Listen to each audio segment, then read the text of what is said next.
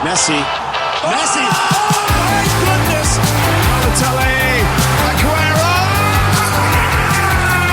That is extraordinary. What a headshot. What a head. Back of the net.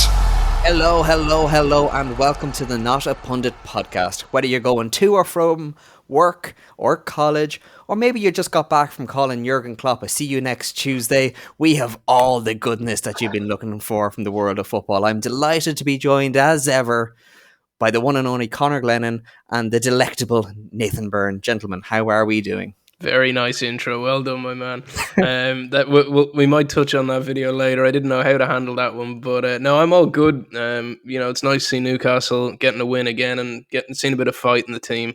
So it's been a while since we've seen it. I'd say the last maybe 6 months have been a bit dire for us. But no, it's good to see. Nate, how are you feeling? I'm good. The Amarin era is upon us. We just got one international break to go through now, but yeah, I'm doing good. A week off the podcast, although the viewers don't know that with an episode that went out. So hoping to not be too rusty, but yeah, all good. How are you getting? I'm great. As Nate said, due to work reasons, we did have a pre-recorded episode. Thanks to me, I was over in America for the United States election, which was my own little hint with the title of the last episode. So if you haven't listened to it, go back and you'll get it then. But I have to say, guys, really enjoyed our conversation with Alan. It was it's always really, great. really It's good. always great to chat to Alan. He's out of anything, he's just a really lovely bloke. But I mean, he's one of Ireland's top pundits. For me, I think especially from a League of Ireland perspective, there's no man that loves it more and knows it better, really. So it was great to see him on RTE for the final as well. And Nathan, what a final! Like, it's fantastic to have the as Irish Football Blog on Twitter highlighted the attendances from, I think it was the year 2000 or something, and all the way up to now, and they not straight line growth, but the growth upon growth upon growth, and culminating in a fantastic match at the end. Do you think the deserving team won in the end? Yeah, I think the deserving team on the day won. The crowd, I think, done the game justice. I don't know if the game lived up to the crowd, but yeah, it was a good game. I think Derry just never came to the table with anything. I was personally shocked to see Drogheda run away with it like that. And talking about adding salt to the wounds of Dundalk, Jesus, that has been a bad season for them now for many reasons. We're not talking about that now. We're not talking about Dundalk. Thank you. No, but for like in terms of them as fans, they must be hiding. But yeah, no. In terms of the game, it was a 2-0 win for Drogheda. It looked commanding as can be, but Derry never showed up. Really impressive from Drogheda, like considering they're the last part-timers in the league, and the fact that they're in the relegation playoff. Connor, it really says a lot about Derry. Like, money can't buy you success. Do you think the manager is going to be under pressure, but do you think the ownership is going to be under pressure? Well, I mean, Gareth McGlynn kind of summed it up in his comments about the panel in general, and he was saying the Derry City players have let the city down, they've let the manager down, they've let the chairman down. You can have all the technical ability you want, but if you haven't got the heart to go on and do something, blah blah blah. And I think he's right. It's something we've talked about in the pod before, be it from the Ireland team, that we're looking for. Like, the bare minimum at this level is heart and effort, and they seem to lack it at every turn. And I mean, will the ownership be under pressure? Maybe not, just due to it's hard. You'd be hard pressed to find a backer with not as much cash. Like, there's other kind of salaried people out there that could take it over, but I wouldn't be kicking them away just yet. What about you? Well, I think Higgins is going to be under pressure now, just because it seems that it was an underwhelming end to the season, Nate. Like, they seemed at one stage that they were going to be challengers for the title, and they seemed to have fallen away. And Damien Duff's Shelburne was only too happy to push on and take that mantle. Well, exactly. Like, the run into the league was actually so exciting when you put it down on paper. It was 3 or 4 teams in the running for the top spot. Yeah, Derry fell away with 1 win in their last 5, which is is just unacceptable when chasing a title, and maybe that played into Sunday in terms of did the pressure just get too much for them chasing a league and a cup? I don't know, but in terms of Shelburne and what Damien Duff has done, I think we all have to give him his flowers. Like he's really got in there, rejuvenized that team, and turned it into a club that are serious operators, in my opinion. Absolutely, and it seems like to be a fan of that just seems so exciting. Like he seems to have both the fans, this coaching staff, and the players willing to run through fire for him. It's always great to see like a player you grew up watching like turn into a really good manager, and like it is for the weekly football manager mention, it is very football manager video game to see like a player going back to, like, I know it's not necessarily his home club, but like going back to the country that they're from and make a success of themselves. Do you think, Nate, that this could be the beginning of the end of Damien Duff at Shelburne, that like he's going to be successful now, and if he can keep early on in the new season and in the new year, that suddenly maybe a championship club or a League One club over in the UK come the summer are looking at him kind of going, you've done a good job there. I think that's natural. I think big clubs in England will start looking around. I think he's proven himself now that he can not just get a team playing, but he can foster a winning mentality. Like I think that's the big thing. The thing that I really found refreshing with Damien Duff is he doesn't seem like the guy, or did seem like the guy, that was bursting to get away from the League of Ireland. He was always so complimentary about it, and he really seems like a person that wants to be there, and to me that's really refreshing.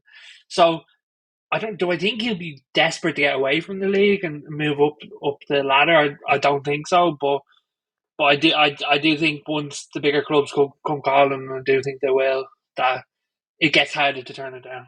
I think you're right with that, but I could see it going either way without sitting on the fence too much. I would like to see him stick around because hearing him say that win is the greatest thing of his entire career, and you have to remember what that man's won and the games he's been a part of, and I think money isn't a problem for him. Look, it's not that, it's love of the game, and he's really embedded himself in that community.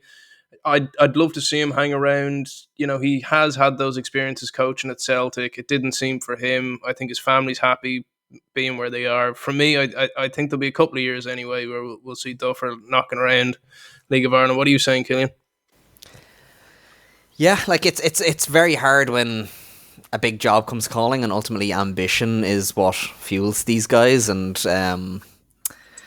like it'd be very sad to see him leave the league if he was to. He's not linked with anywhere yet, so we can't say that that he is. But like it's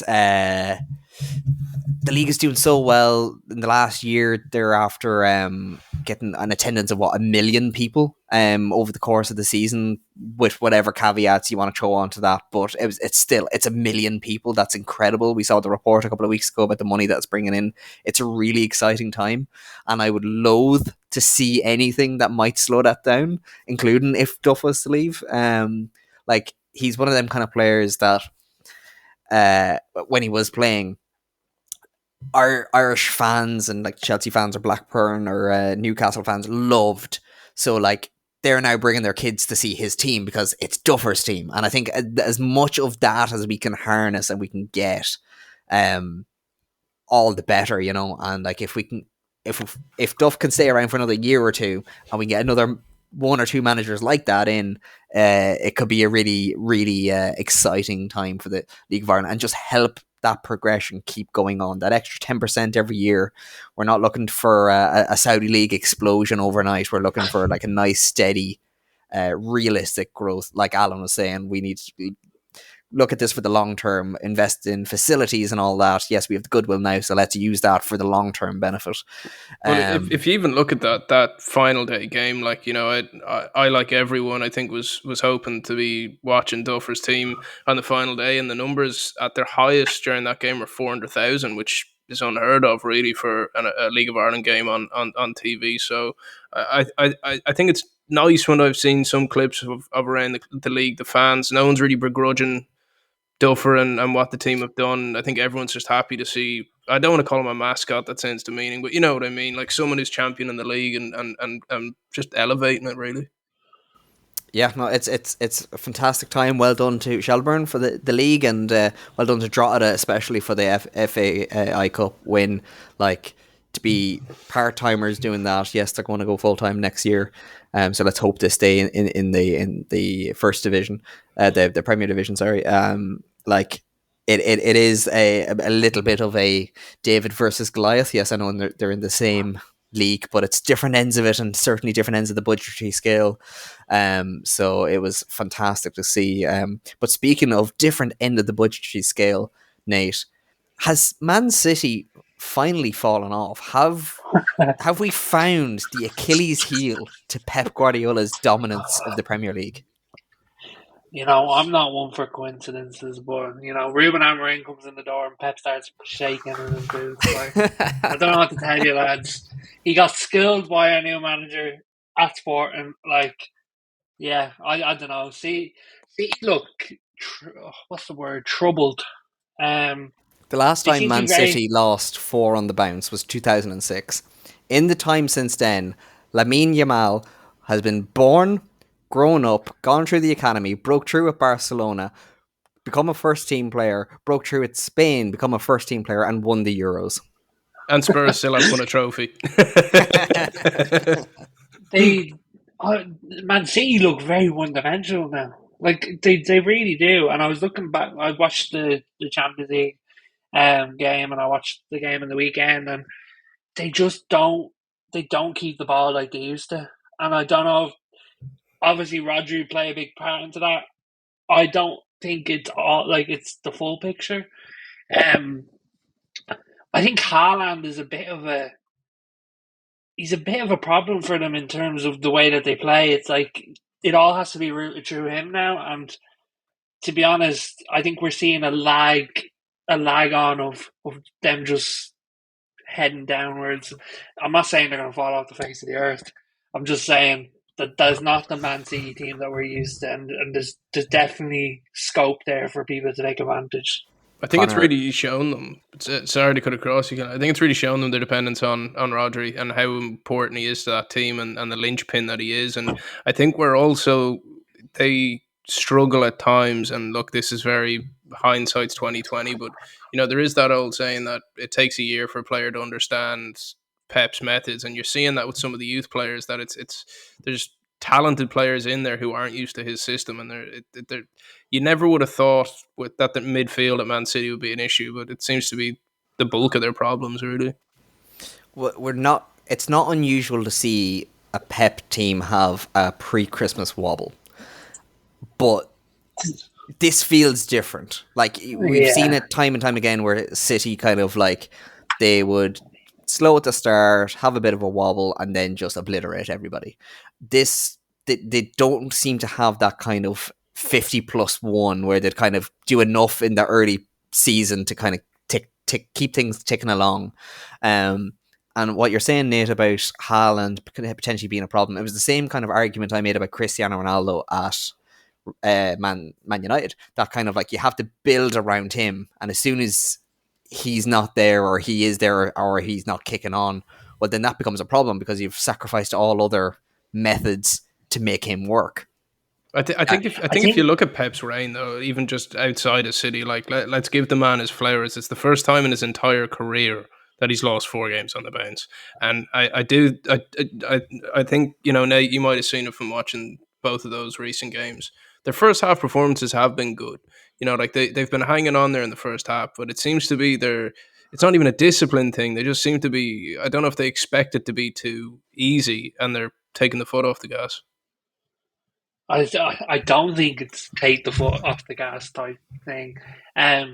Like they looked okay in the first half against Brighton. They weren't amazing. Like I'm so used to seeing a City team play a certain way where you literally cannot get the ball off them for 70% of the game.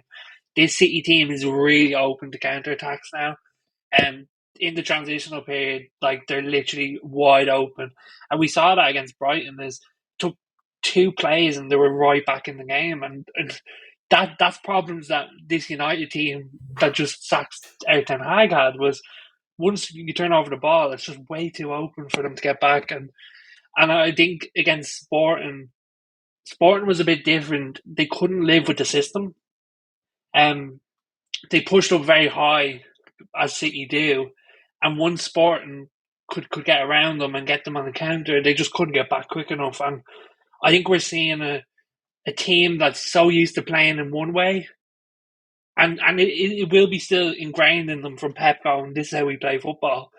But I don't think that team currently can play that way. Considering when you look back on Pep's career, he's never had particularly long reigns anywhere. Like, what was it? Yeah, Barca 5 years, 4 years? 4 or 5 years. Bayern was 2 or 3. City is now his longest. Are we finding out that Pep is more like Jose in the sense that he actually has a period of time where his tactics and his influence begins to wane after, Connor? I think we're seeing it more and more in management. You know, Klopp said it when he left that he was tired. Like, I do think these 1% teams, it's a different beast being a head coach, manager, whatever you want to call it. I think it takes it out of you, and I do think the stints are getting shorter and shorter. You know, we're not going to see an Arsene Wenger at Arsenal. We're not going to see a Fergie situation. I think Pep, if he stays on for, I'd say at most, if he does stay on, he'll probably have 2 years. But I think within that, I think that's going to be one of the longest reigns for a long time. And I don't think it's a Jose thing. Like, that, he's slightly different. He kind of burns the bridges. He can't turn around. You're kind of stuck there, and your only way out is to pull the ripcord. I think it's just at that level, there's only so much you can give, and I do think that regardless of if City don't win another game for the rest of this season, I do think he's got enough cash in the bank with those fans to still have the legend legacy around him. Ooh, legend, yeah, but I don't know if they'll have the patience. Like, plastic doesn't last like that. I don't think it's like, I think it's a player issue. I don't think they're making the player that needs to go in that team currently. Like, they're youngsters to me. They're obviously very talented, and they'll go for quite a large fee at some point. But they don't fit the profiles that they're replacing.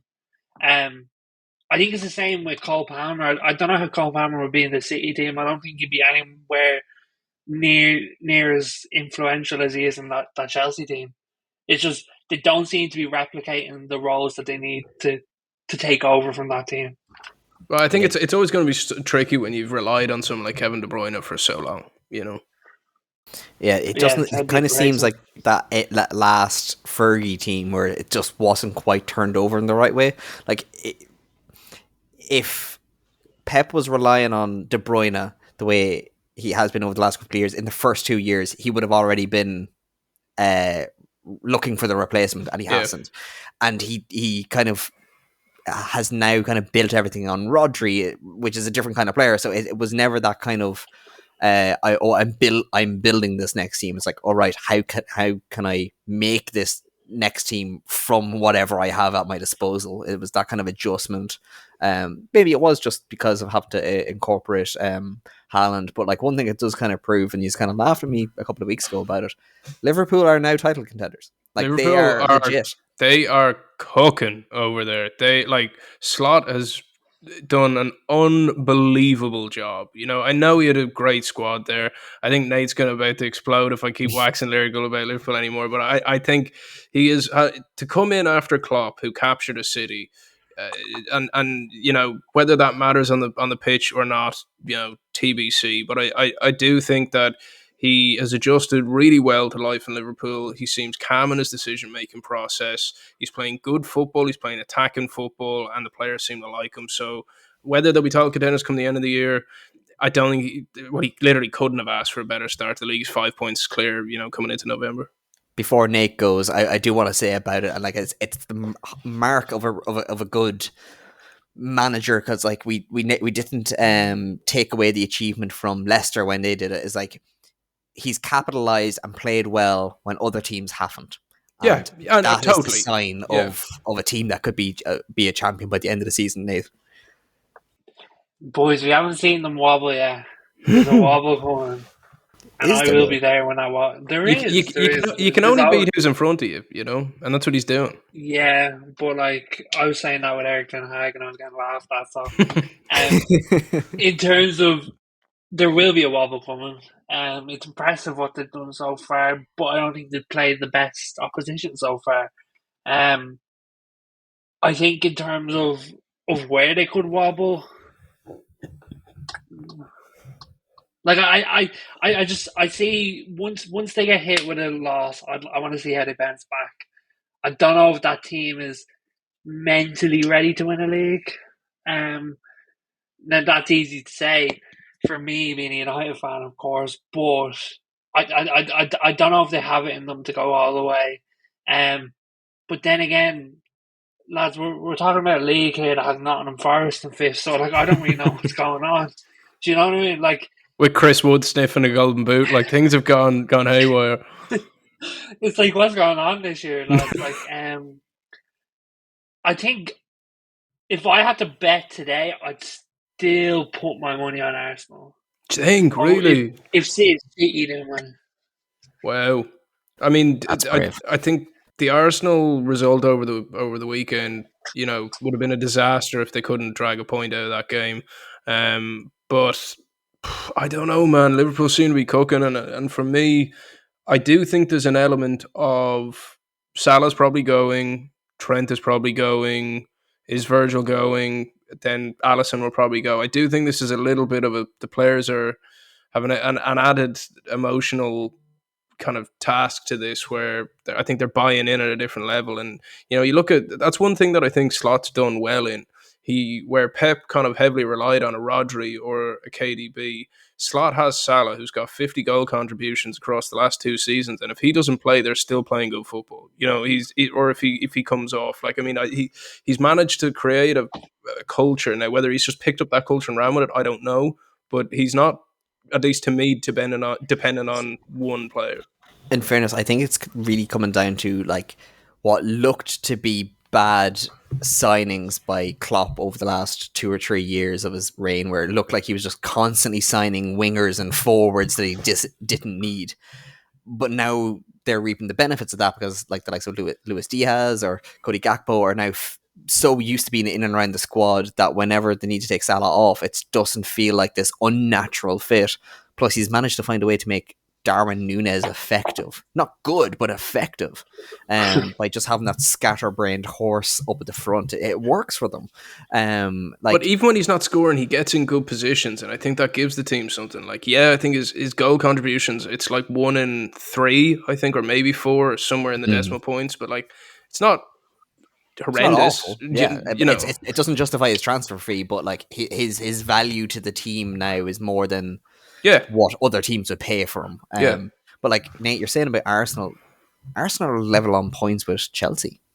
Like, yeah, but okay, but Queven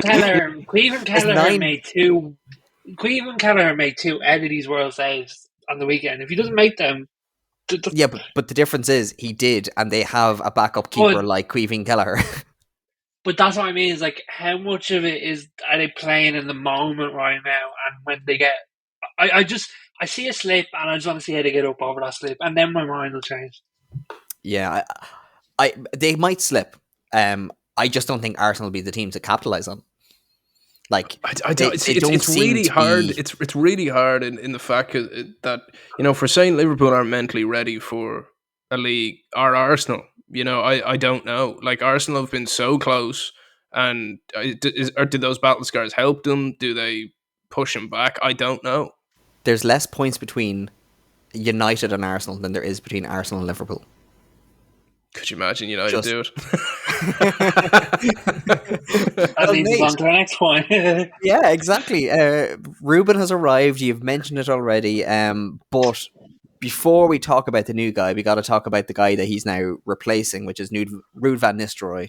Do you think he was a little bit hard done by not being kept on as part of the coaching staff? He seemed to have a good interim spell.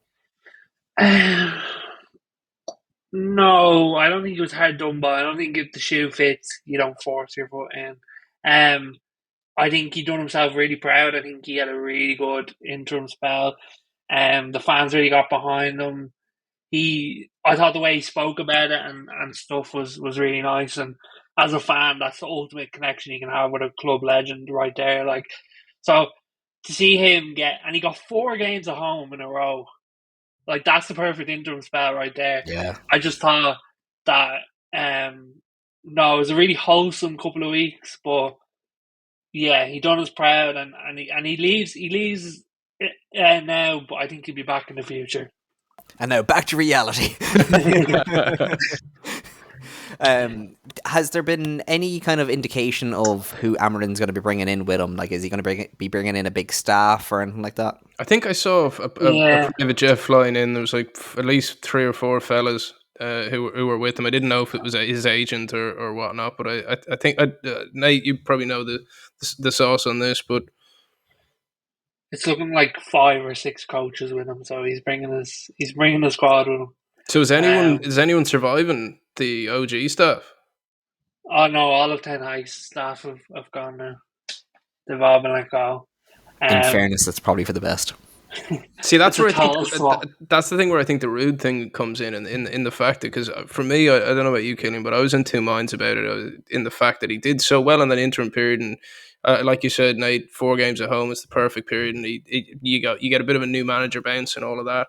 But I mean, he seemed to get them playing in a good way. The fans resonated with him. For me, it was like, does it help or hinder Amarin? Because in one way, does it give him a bit of guidance on the club and the history of it, or does it hamper him going, okay, there's a guy here who's already been caretaker that if I get pushed out down the road, he'll go into the number 1. He's kind of looking over his shoulder the whole time.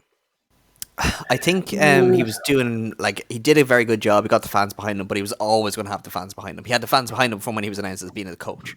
I think if it was me in charge, what I would have done is I would have kept him on till the end of the season, but tell people that, like, yes, he is going to be part of our transitional period. He's going to be here to help Amarin settle in, and then he's going to go off and do his own thing and make his own career and forge his own career. I think by doing it so quickly, it's not ideal. I don't think there would have been any question marks over him coming back in and putting pressure on Amarin by just being like a former manager there. It's not. I don't think the club is set up like that in with the new setup. Like, it seems to be, this is Dan Ashworth's guy or Beretta's guy, or who this is the ownership's guy that they're putting in. Like, they're letting him bring his full staff. So, like, they're obviously, and Nate, you can probably attest to this, like, they're going to give him the period that he needs. And I think having Ruud van Nistelrooy as part of the staff or not wasn't going to change that. And it kind of seems to be more kind of like all the staff, like all the coaching staff, probably had a clause that, like, when Ten Hag goes, that you're reviewed, and you're kept on or you're not, rather than being fired or not. It's kind of more like you're presumed that you're gone, but if there's the option to keep you on. Bring in 6 coaches or 5, even if it's that, you kind of do start to think, where would he even have fit? You know, is he first team coach? Then that probably puts out who he's worked with for so long. You can't have him as assistant first team coach. You know, like, there was, when you say it like that, where does he actually even fit if they even wanted him? You know. But you also have to respect him as a coach as well in terms of stunting his growth, and like, he's not there just to play second fiddle. Like, he's there to get experience. And if United's not the right place right now, it's not the right place. Do you think he regrets, like, because he was kind of being talked to as a replacement for Company when he left Burnley? Do you think he regrets not taking it, or do you think this stint at United could get him the job further down the line one day, or even just off the back of it, get him a number 1 job somewhere? I'm about to piss off a lot of Burnley fans right now. Okay? Let's go. Then 4 games, Manchester United manager be more influential in his career than managing Burnley for a season. I said it. He'll learn a lot more in that time, I'll tell you that. I don't know why, but he just has Fulham manager wrote all over him. Like, I can just see it. Like, he actually has aura. Like, on the touchline, you're like, that is my manager right there. Like, well, I saw Martin Keown talking about him when he was promoting his new book, and he was like, Van Nistelrooy was one of those players that he'd stand on your neck. Like, he was a bit of a killer. You knew he was there. There was something about him. And for me, if I'm a player, I want a manager like that just kind of galvanizes a team. And Fulham's a shout. I don't know where that was my next question. And I don't have an answer to it myself. I don't know where he lands. Does he go back to Holland? Does he, where does he go? Have I to wait and I see. yeah, it's a hard one. I don't think he's going to go back to the Netherlands because like he was at PSV and he did a very good job there. And like, where else do you go Yeah. beyond them? Like, really, it's Ajax, but would you go into Ajax right now? They seem to be a bit of a basket case. He could go to Germany. Like, don't forget he had a good spell out in Hamburg there. Forgot about that. So like that could be effective. Yeah, don't forget that he played with Raul and Sung Young Min at was it Hamburg or was it Frankfurt? I think it was I think Hamburg. it was Hamburg. Yeah. Yeah. So like he has experience of out there, which could be a decent one. Like you could imagine him going in and potentially doing a Xabi Alonso on it. I was the only one that kind of stuck out for me for some reason is Spain, because obviously he played for Madrid and whatnot, but someone like a Mallorca or that level, like even Getafe, something like Villarreal. Actually, that would be one that would work because it's kind of us against siege mentality team. Yeah, like I think he's gonna have options. I think he's gonna have too many options that won't suit him that will be attractive, which is always the worry when you kind of have when you have that little bit more press and attention around you, that like you kind of feel pressured more to kind of give an answer rather than to think about it. Well, do you think he give has a to correct strike answer. when the iron's hot, or do you think he can sit back for 6 months, wait for the right opportunity? I think he can wait, and it's more down to the fact that a lot of clubs have either made their managerial changes or just about to. Like the next kind of real round of managerial changes will come February, March, and at that stage you're taking over a sinking ship, really. So I think it'll be probably the 6 month wait. What do you think, Nate? Yeah, I don't think he's a rush into Anton. I think he's got a fair amount of time already in management, so I think he just needs to assess his options, see what's best for him. But there is a manager who really does need to assess what's best for him now, and that's Lee Carsley. Lee Carsley is taking over his final games as England boss in this upcoming international break. Connor, how's his squad looking?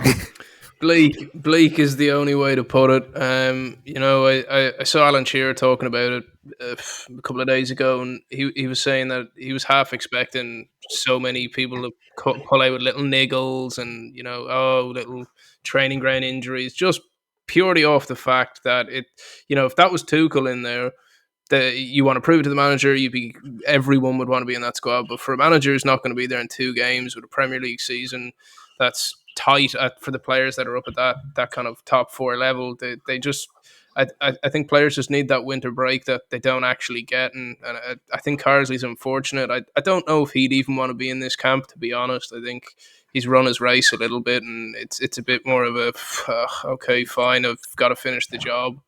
I mean, obviously, his last game is against Ireland. The irony is isn't lost on me. And I think for that fact, we might actually. I'm not saying we're going to beat England, but I think we should really have a real go with them, because it'll be a mismatched team of for Carsley, and I don't know how even into it those players will want to be. Nate, do you think it says more about this international window than it does about Carsley? Just in the fact that if Tuchel was in charge, that I think there may still be some, like if Tuchel was in charge of the previous international window as well as this one, you might still get some of the pullouts. But the fact that this could have been his first one, you wouldn't have. Like, is it as much about, well, we don't have to try for Carsley anymore, or is it more kind of like, well, here's an opportunity to get the extra break? Oh, definitely the opportunity to get the extra break. Them 2 weeks would be massive. To be honest, I've no idea why we have another international window. Like, holy boring. Like, No one stop, wants it. start, Yeah. stop, start, stop, start. Like, this part of the year feels like torturous. How like stop and start it is with international football. It's like Oh, come on, lads. Let's get rid of this Nations League. Like, seriously, seriously. Lads, I know it's a football podcast, but November's for the rugby internationals. That's, it is. And obviously, international break means Ireland have announced their squad. Was I the only one that was really disappointed to see Matt Doherty get the call up? I know it was only as a replacement for Seamus Coleman, but it seems to be rewarding whinging rather than rewarding success. I thought the exact His same. attitude, I his thought the exact attitude same. annoys me. When's the last time you Like, played the club game? I don't know. Like the entire that interview that he done, the entitlement this guy has to think he deserves a call up is unbelievable. Unbelievable. I've said it before. It's who he hangs around with. His mates are like Harry Kane and that type, who are at that level. Who, if they got left out, would be like, it'd be uproar. It's like, mate, you're Matt Doherty. I am sorry. Like, I don't mean to demean him. Like, he's had a top flight career, but Christ, like, it is. To me, it really is rewarding moaning, and it angered me so much. Like, Yeah, I would get have loved to pressed the see. next year. So.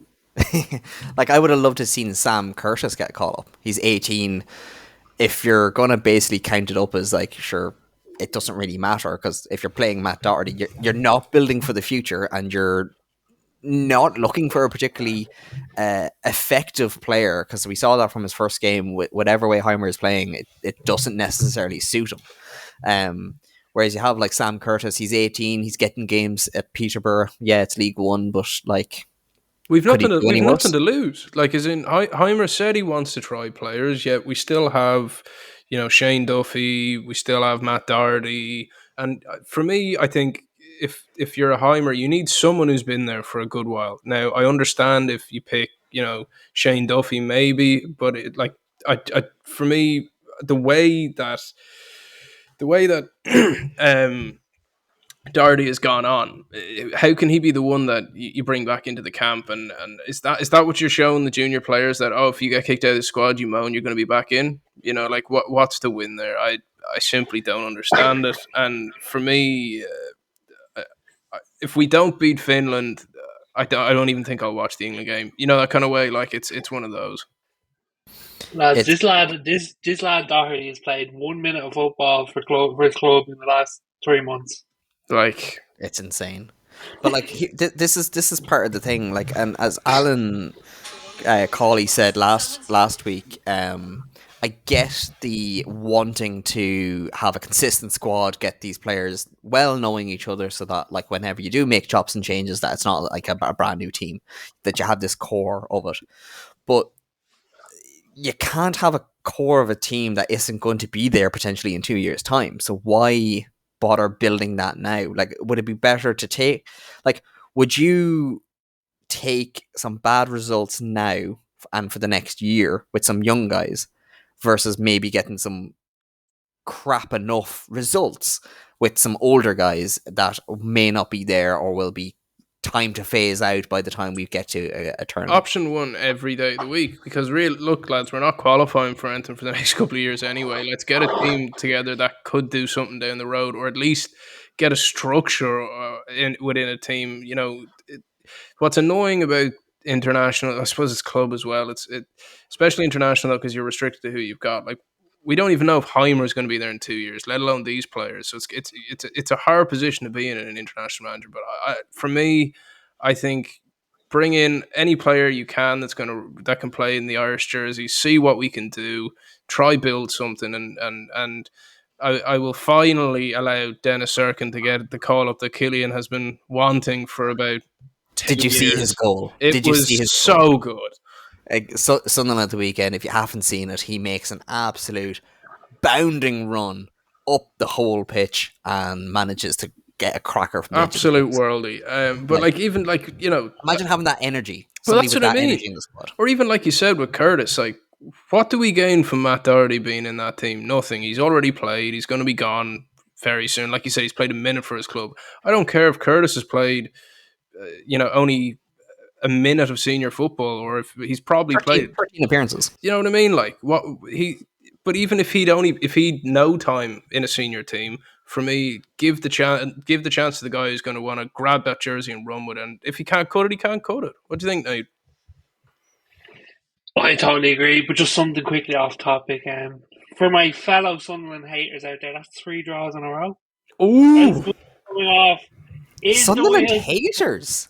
Oh, from a United fan. We've developed so many of your players. Is the wheels coming? No, I've been turning into one because you've been so bullish on. Oh, we're coming up next year. We're coming. The wheels, they're certainly wobbling. Like you've got a flat tire. No, we're squeaky. We are absolutely doing fine. 3 draws in a row. That's Arsenal form right there. That's Arsenal form right there.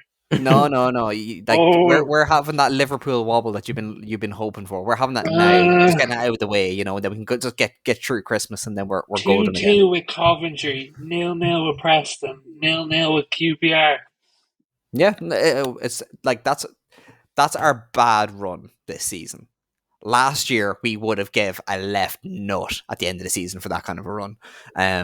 So like Sunderland has nothing to worry about. It's been trying to bed in some new signings that like Aaron Connolly, like Wilson Isidore is unbelievable, absolutely class, and he keeps getting shunted out to the left to accommodate Connolly because Connolly needs to get time in his legs, and that's all we have time for this week. This is going to turn into a weekly what's it called? Weekly segment.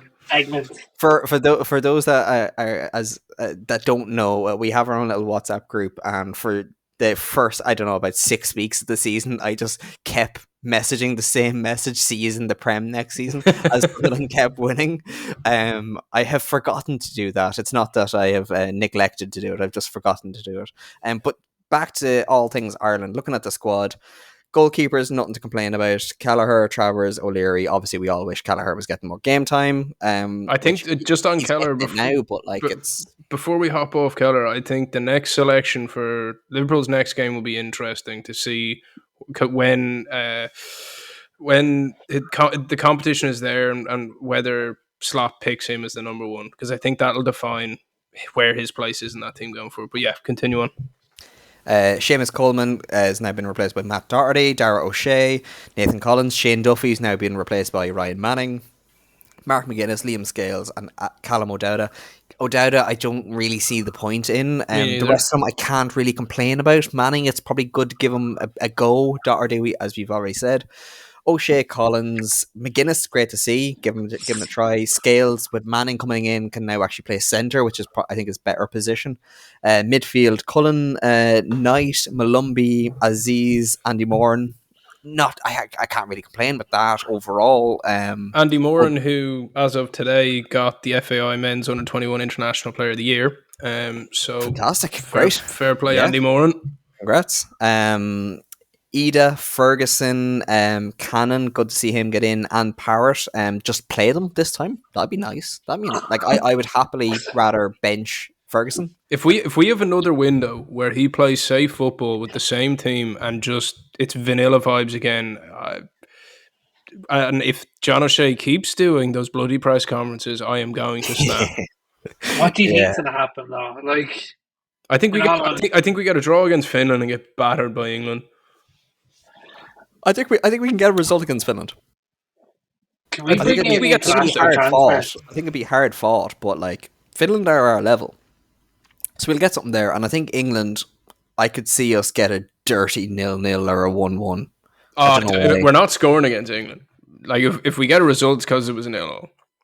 I don't know. I could see a big slab head Dara O'Shea corner or something like that. It'll be 15 minutes in, we'll all get our hopes up, we'll all go wild, and then they'll get a goal 60 minutes and it'll just be drab football from then on. But Festi Ebasele, Casey McAteer, good. I want to see him actually work. It hasn't yet, but you got to give him the game time. Smodics, what a goal. Again, this podcast is going to turn into a Smodics bicycle kick. Love in. Like, it was all right. It's class. Like when you're the smaller team doing that against the bigger team, that's class. Wait, when was the last time? No, it was class. It was class. But like, it was class that they won. But like, the bicycle kick was like, it was okay. That's the most acrobatic I've seen in an Irish squad since Robbie Keane's old celebration. 100%. So like you're not working on much there. Like to be fair, hey, when the bar is low, we will jump over it. And then Mikey Johnson, which I think is a solid one. So I think overall it's a grand squad, but there's nothing to kind of get excited about. That midfield for me is the chance to get excited. You know. I wouldn't say excited. Like we know what Cullen does, we know what Knight does, we know what Malumbi does. Aziz, yeah, good to see him in. He's been good for Middlesbrough, so worth the chance. And Moran, great, yeah. But again, Moran's more about betting him in now for success in 2 years' time. Yeah. So is Moran really a midfielder? Like, yeah, he's like a Smodics. He'd be closer to Smodics than he would be a midfielder. Like he's that attacking midfielder forward 10 position. Whatever way Sports Joe have put their thing, they have Festi up as a forward as well, which I thought was a bit odd. But hey, we'll see how Jaimir does. But gentlemen, that brings us to the end of this episode. And while I forgot to say it at the start, I cannot ignore it at the end. Happy James McLean poppy season to one and all. Oh Jesus, you're on one now. The fucking comments are gonna go mad. We'll see what side of the tricolour Lee Carsley falls on during the England game. But I have been enjoying the commentary around the annual celebration. Bonfire Night 2.0, we shall call it. But my thanks, as ever, to you, the listener, Conor Glennon and Nathan Byrne. And we'll chat to you next week. Please don't kill us in the comments. Messi.